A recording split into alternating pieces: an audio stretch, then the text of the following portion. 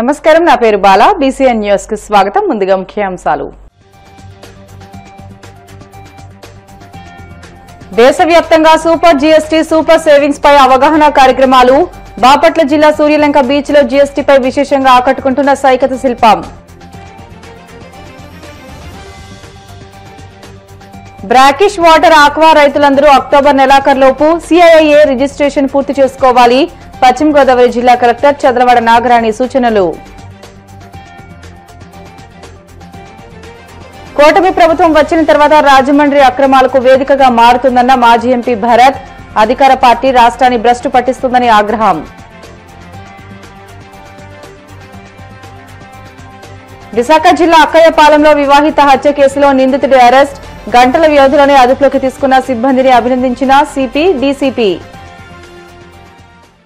GST తగ్గింపుపై పెద్ద ఎత్తున ప్రచారం జరుగుతుంది. కేంద్ర రాష్ట్ర ప్రభుత్వాలు ప్రజలు జీఎస్టీ తగ్గింపుపై అవగాహన కల్పించేందుకు అనేక కార్యక్రమాలు చేపట్టాయి. ఈ కార్యక్రమంలోనే బాపట్ల జిల్లా కలెక్టర్ వినూత్న కార్యక్రమం చేపట్టారు. బాపట్ల జిల్లాలో అనేక బీచ్లు ఉన్నాయి. సూర్యలంక, రామాపురం, చీరాల బీచ్లకు పర్యాటకులు పెద్ద ఎత్తున క్యూ కడుతుంటారు.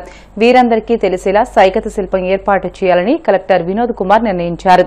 వెంటనే అధికారులకు ఆదేశాలు జారీ చేశారు. భారీ సైకత శిల్పాలు ఏర్పాటు చేయడంతో పేరుగాంచిన విజయవాడకు చెందిన బాలాజీకి చెప్పి సైకత శిల్పం ఏర్పాటు చేయించారు. ముఖ్యంగా జీఎస్టీ తగ్గింపుతో పర్యాటకులకు జరుగుతున్న మేలు తెలిసేలా పలు అంశాలను చూడచక్కగా తయారు చేశారు. 4 రోజుల పాటు ఈ సైకత శిల్పం బీచ్లో ఉంటుందని, పర్యాటకులంతా ఈ సైకత శిల్పాన్ని చూడవచ్చునని కలెక్టర్ వినోద్ కుమార్ చెప్పారు. బీచ్లో శాండ్ ఆర్ట్ పెట్టడం జరిగింది.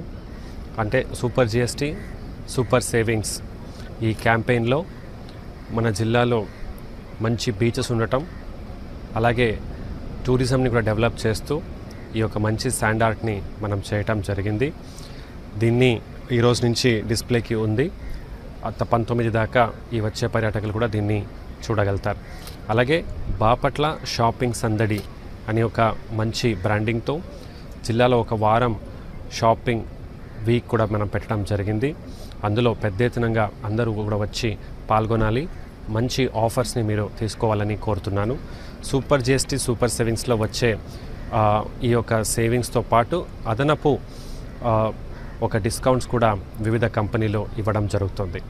అలాగే మన బీచెస్కి ప్రతి వీకెండ్స్ చాలా పెద్ద ఎత్తున వెహికల్స్ హైదరాబాద్ నుంచి రావటం, పర్యాటకులు రావటంతో మొన్న జరిగిన ఒక విషాదకరమైన ఒక సంఘటన, దానికి ఒక సెక్యూరిటీని మనం పెంచుకోవడం జరిగింది. దాదాపు 15 మంది లైఫ్ గార్డ్స్, స్విమ్మర్స్ని కూడా పెట్టడం జరిగింది. అలాగే ఇది స్విమ్మింగ్ చేయడానికి ప్లేస్ కాదు, డీప్లో మీరు వెళ్ళకూడదు అని రాబోయే రోజుల్లో సైనేజెస్ కానీ పబ్లిక్ అడ్రస్ సిస్టంలో కూడా చెప్పడం జరుగుతుంది. ఎక్కువ మంది పంచాయత్ స్టాఫ్ని రొటేషన్తో ఫైర్ అండ్ పోలీస్ స్టాఫ్ని కూడా పెట్టి గస్తు చేయటం జరుగుతుంది. ఫిషర్మ్యాన్ బోట్స్ని కూడా మనం వాడి అలలు తర్వాత ఉన్న ఆ ప్రాంతంలో ఎక్కువ అక్కడికి వెళ్ళి స్విమ్మింగ్ చేయడానికి వెళ్ళి ప్రమాదానికి గురవుతున్నారు.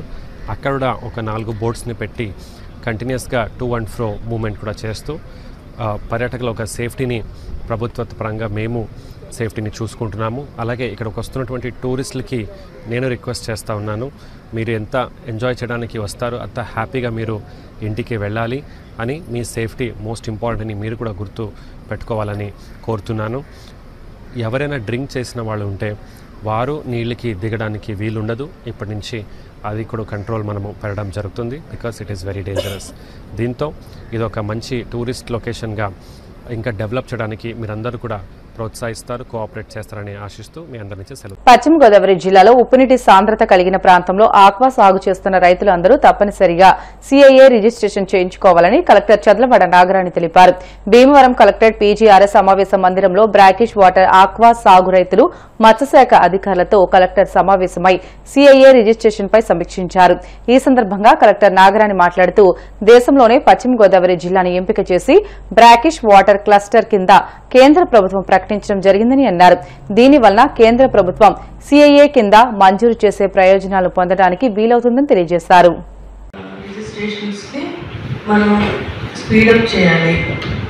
అంటే ఏం చేయాలి, అది మీ సహకారం అవసరం ఉంటుంది. విలేజ్ ఫిషరీస్ అసిస్టెంట్స్ అందరూ కలిసి చేయాలి. దీని మీద చర్చించడానికి పిలిచాము. అప్సరా రిజిస్ట్రేషన్ అంతా కూడా ఎనివే మీరంతా వచ్చారు కాబట్టి అప్సరా రిజిస్ట్రేషన్ గురించి కూడా ఒక 2 నిమిషాలు చెప్తాను.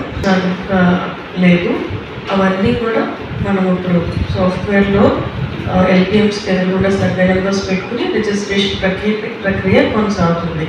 కానీ అందులో ఒక నాన్ ఆక్వా జోన్ది ఆక్వా జోన్లో పెట్టుకునే ప్రక్రియ కూడా నడుస్తుంది. అదొక 25,000 ఎకరాలు నాన్ ఆక్వా జోన్లో ఉంది. ఆక్వా జోన్లో కూడా పెట్టుకుంటున్నాము. అయితే అది పెట్టుకుంటున్నప్పుడు సాఫ్ట్వేర్లో మనల్ని పెట్టమని చెప్పేసి అడిగారు. దాని మీద కూడా కొంచెం క్లారిటీ అడిగాము. నిన్న ప్రిన్సిపల్ సెక్రటరీ గారు అగ్రికల్చర్ అండ్ ఆక్వాకల్చర్ సార్ తోటి మన కమిషనర్ ఫిషరీస్తో కూడా స్పీడప్ చేయాలి అంటే బ్యాక్ ఎండ్లో యాడ్ చేయాలి అని చెప్పేసి వారిని సమస్యను వారిని గుర్తించాం. నాన్ ఆక్వాకల్చర్లో ఉన్నది ఆక్వాలో యాడ్ చేసుకునే అనేది అక్కడ రాష్ట్ర స్థాయిలో సాఫ్ట్వేర్లో బ్యాక్ ఎండ్లో పెడితే ఫాస్ట్గా అవుతుందని చెప్పడం జరిగింది. దాని మీద వాళ్ళు ఒక నిర్ణయం తీసుకున్నారు. అది ఒకవేళ అక్కడి నుంచి రెడీ వచ్చి రాకపోయినా మనం అంతా కూడా చేసుకుంటూనే ఉండాలి. తర్వాత పోస్ట్ ఆక్వాకల్చర్ అథారిటీలో బ్రాకిష్ వాటర్ మనకి రిజిస్ట్రేషన్స్ చేసుకోవాలి. అవి మొగల్తూరు నరసాపురంలో ఎక్కువ ఉన్నాయి. మొగల్తూరు 7,000 ఎకరాలు, నరసాపురంలో 4,000 ఎకరాలు ఉంది. భీమూరులో కొంత 500 అప్రాక్సిమేట్గా చెప్తారు. ఎలమంచిలో కూడా 1,200 ఎకరాలు ఉంది. ఇదంతా కూడా మనం అర్జెంటుగా రిజిస్టర్ చేయించాలి. అయితే మీకు ఇంతకుముందు చెప్పినట్టు నాన్ ఆక్వాలో పెట్టుకోవడం, అక్కడ ఎప్సిడల్ రిజిస్ట్రేషన్స్లో మన డిఎఫ్ఎస్ అంతా కూడా కంప్లీట్గా టైప్ అయిపోయి ఉన్నారు. ఈ సిఏ రిజిస్ట్రేషన్లో మనకి ఇబ్బంది అవుతుంది. అది చాలా అసలు అయితే సెల్ఫ్ రిజిస్ట్రేషన్. ఒకవైపు నకిలీ మద్యం, మరోవైపు లిక్కర్ సిండికేట్ వ్యవహారాలతో అధికార పార్టీ ఆంధ్రప్రదేశ్ రాష్ట్రాన్ని భ్రష్టు పట్టిస్తుందని మాజీ ఎంపీ మార్గాని భరత్ మండిపడ్డారు.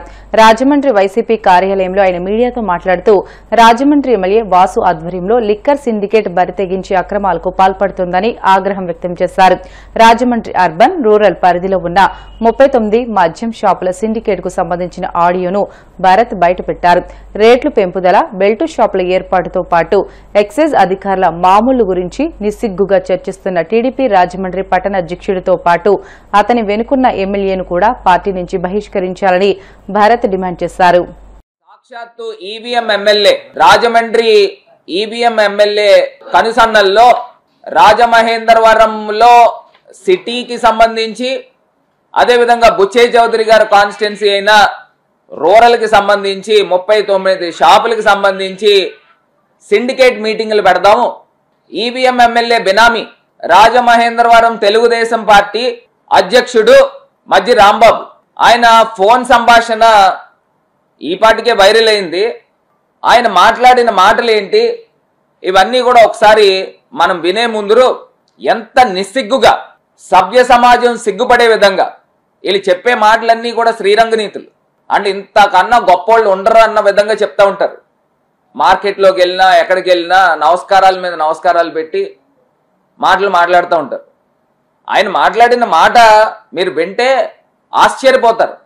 అంటే ఇంత దారుణంగా కూడా సిండికేట్ వ్యాపారం ఎలా చేయొచ్చు, రేట్లు పెంచుకుని అమ్ముకుందాం, ఇంకొకటేమో బెల్ట్ షాపులు పెట్టుకుందాం, ఏ షాపు పరిధిలో ఉన్న బెల్ట్ షాపులు ఆ ఏరియాలోనే అమ్ముకోవాలి, వేరే ఏరియాలో ఉన్న షాపులోళ్ళు ఇక్కడ బెల్ట్ షాపులు పెట్టకూడదు, ఎక్సైజ్ సిఏలని ఇద్దరిని రప్పిద్దాం, వాళ్ళు కొంచెం డబ్బులు ఎక్కువ అడుగుతా ఉన్నారు, వాళ్ళని ఇద్దరిని నార్త్ సిఏని సౌత్ సిఏని కూడా కూర్చోబెడదాం అని ఇంకొక మద్యం షాప్ వాళ్ళతో ఈయన బేరసారాలు చేస్తూ ఉన్నాడు.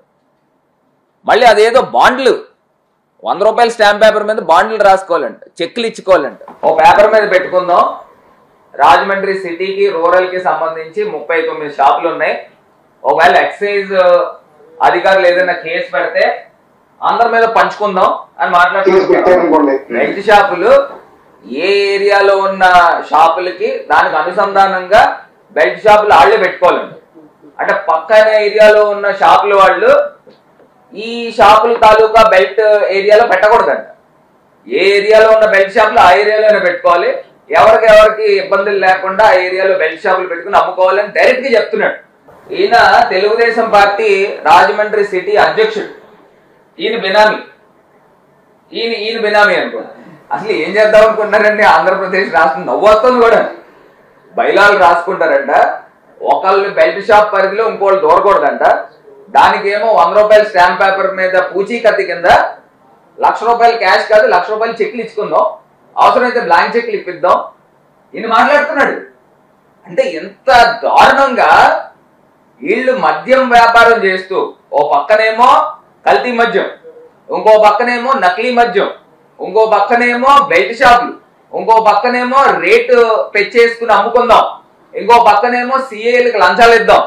ఈ లంచాలు ఇచ్చే బాపతిలో ఏపీ ఎక్సైజ్ యాక్ట్ ప్రకారంగా 37A 39/1-2 సెక్షన్స్ కిందన నాన్ బెయిలబుల్ అరెస్ట్ చేయాలి. నాన్ బెయిలబుల్ అరెస్ట్ వారెంట్ తీసుకుని వెళ్ళి ఇమ్మీడియట్ గా, చిత్తశుద్ధి కనుక ఈ ప్రభుత్వానికి ఉంటే, ఈ కూటమి ప్రభుత్వానికి ఇమ్మీడియట్ గా పోలీసులు ఇంటికి వెళ్ళి అరెస్ట్ చేయాలి. ఇతనికి ఇంత సామర్థ్యత లేదు, ఈ వ్యక్తి అంత సీన్ లేదు, ఇంత డైరెక్ట్ గా ఫోన్లు చేసి మాట్లాడుతున్నాడు అని అంటే ఎంత దారుణంగా మాట్లాడుతున్నాడు. ఇతని వెనకాల ఎవరున్నారు? ఇవి బయటికి తీయాలి. అక్కయ్యపాలెం నందగిరి నగర్లో వివాహితను నడి రోడ్డుపై హతమార్చిన వ్యక్తిని పోలీసులు కొద్ది గంటల వ్యవధిలోనే చాకచక్యంగా పట్టుకున్నారు. 4వ పట్టణ పోలీస్ స్టేషన్లో ఏర్పాటు చేసిన మీడియా సమావేశంలో ఏసీపీ లక్ష్మణమూర్తి కేసు వివరాలు వెల్లడించారు. శ్రావణ సంధ్య అలియాస్ సోనుకు 9 ఏళ్ల క్రితం రాయగడకు చెందిన మణికంఠతో వివాహమైంది. వీరికి 2 కవల కుమారులు. అయితే మానసిక వైకల్యంతో కుమారులు పుట్టడంతో భార్యాభర్తల మధ్య గొడవలు జరిగేవి. దీంతో 7 ఏళ్లుగా వారు విడిగా ఉంటున్నారు. నందగిరి నగర్లో సోను ఒక కుమారుడితో ఉంటుంది, మరో కుమారుడు హాస్టల్లో ఉంటున్నాడు.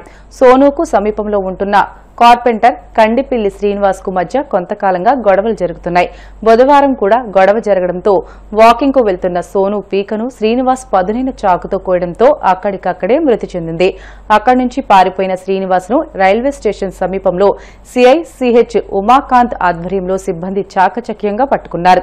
హత్య జరిగిన కొద్ది గంటల్లోనే నిందితుడిని పట్టుకున్న సిఐ ఉమాకాంత్ సిబ్బందిని సిపి శంకర్పత్ బాగ్చి, డీసీపీ మేరీ ప్రశాంతి అభినందించినట్లు ఏసీపీ పేర్కొన్నారు. జరిగిన సంఘటన మన అక్కయ్యపాలెం దగ్గర నందగిరి నగర్ ఒక వీధిలో జరిగింది. ఒక మహిళను ఒక వ్యక్తి హత్య చేసిన సంఘటన. ఈ సంఘటనలో ముఖ్యంగా మన 4th టౌన్ సిఐ గారు వాళ్ళ ఎస్ఐ సిబ్బంది అంతా కూడా చాలా కొద్ది గంటల సమయంలోనే ఇమీడియట్ గా రెస్పాండ్ అయ్యి ఎవరైతే కారకుడయ్యాడో హత్య చేశాడో ఆ వ్యక్తిని చాకచక్యంగా అదుపులోకి తీసుకోవడం జరిగిందండి. దానికి సంబంధించి మన commissioner of police Shri Shankhabrata Bagchi IPS garu, అలాగే DCP 1 madam Shri Mary Prashant IPS madam కూడా మా సిబ్బందిని చాలా అభినందించారు. ఎందుకంటే ఇలాంటి మర్డర్ కేసులో ఇమీడియట్ గా స్పందించి ముద్దాయిని అదుపులోకి తీసుకోవడం జరిగిందండి. దానికి గాను వారికి మా ఆఫీసర్స్ అంతా కూడా నేను కూడా వాళ్ళకి అభినందిస్తున్నాను. అయితే ఈ సంఘటన ఏంటంటే ఇద్దరు కూడా ఎవరైతే మృతురాలు ఒక హంతకుడు కూడా ఇద్దరు కూడా ఒకే దగ్గర ఉంటున్నారండి, పక్క పక్కనే ఉంటున్నారు. అంటే ఒక చిన్న వీధిలో ఎదురు దగ్గరలో ఉంటున్నారు. ఇద్దరికి కూడా పరిచయం ఉంది. ఇద్దరికి కూడా ఉన్న పాత మనస్పర్ధల కారణంగా అతని దగ్గర ఉన్న షార్ప్ ఎడ్జ్డ్ నైఫ్, పదునైన కత్తిని తీసుకొని అందరూ చూస్తున్నా కానీ బయట వీధిలో చిన్న సందు లాంటిది ఆమెని కత్తితో మెడ మీద కోసి చంపడం జరిగిందండి. ఆ సందర్భంతో అక్కడి నుంచి అతను అబ్స్కాండ్ అయిపోయినాడు. మనకి పోలీసు సమాచారం వచ్చి మా వాళ్ళు వెళ్ళేసరికి అక్కడ లేడు. సో అక్కడ సమాచారం కూడా మా వాళ్ళందరితో మాట్లాడి ఎవరైనా తెలుసుకొని ఫోన్ టవర్ లొకేషన్ పెట్టుకొని పార్టీని డిప్లాయ్ చేసి ఇమీడియట్గా మా 4th టౌన్ సి ఉమాకాంత్ గారు, వెంకటరావు గారు, మన మీ గారు బాలకృష్ణ గారు, అందరూ కూడా టీం అంతా కూడా వెళ్ళి అరెస్ట్ అంటే అదుపులో తీసుకోవడం జరిగిందండి. ఈ విషయంలో మీరు పోలీస్ తాలూకు ఎఫర్ట్ని మీరు కొంచెం గుర్తించి ఆ విధంగా పబ్లిక్ తెలియజేస్తారు. బుటెన్లో షార్ట్ బ్రేక్ తీసుకుందాం. Stay with us.